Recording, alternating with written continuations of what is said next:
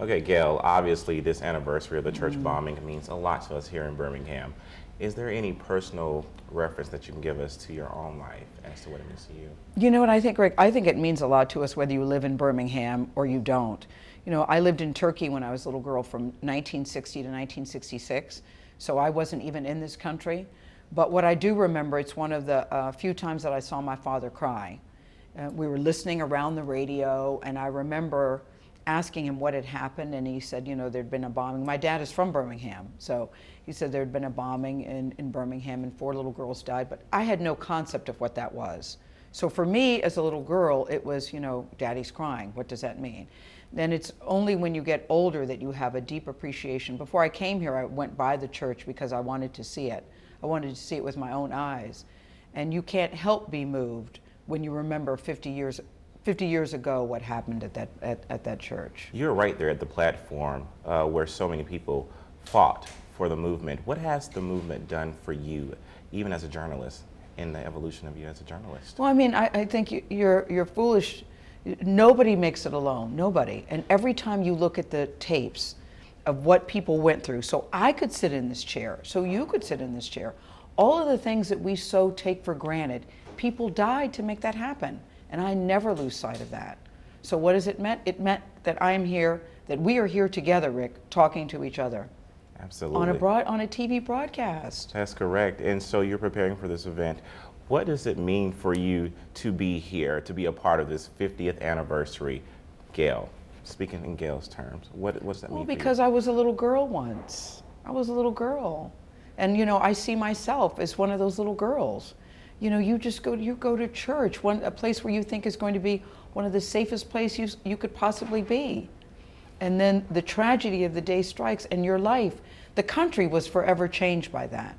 I don't lose sight of that. So what does it mean to me 50 years later?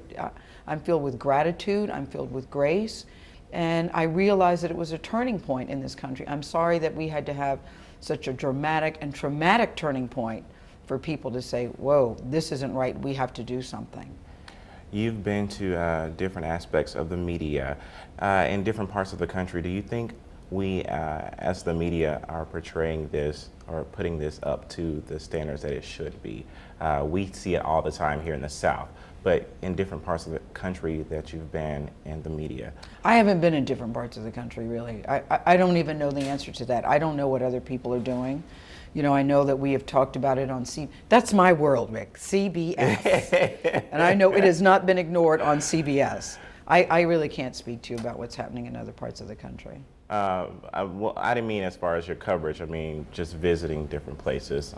You said that, I mean, even in New York City, do you think people, the general public, actually get a grasp of how? But you know, I don't think the general public, in many ways, has a grasp of what happened in the civil rights movement. You know, the movie The Butler is out, as you know, and I'm not just talking about it because Oprah's in it, and Oprah and I are very good friends. You know, but people look at that movie, both blacks and whites of a certain age, and have said, did that really happen?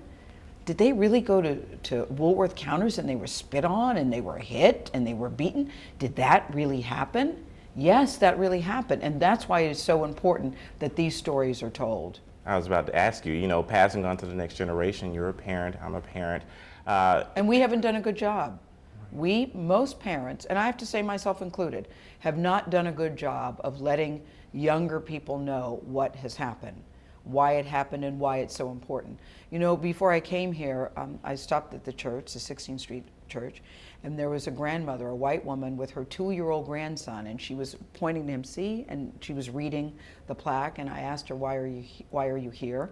And she said, I live in Birmingham, and I think it's important that even at this age, he's two, even at this age, that he knows what happened here and why it's important. I wanted to hug this woman and think, boy, how many of us could take a lesson from her? Right.